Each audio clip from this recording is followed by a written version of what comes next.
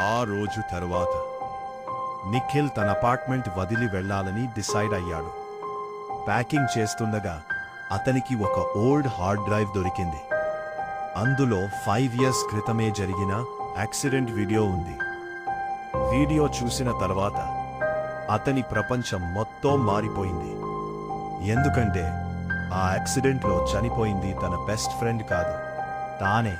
అవును, నిఖిల్ అసలు 5 years క్రితమే చనిపోయాడు.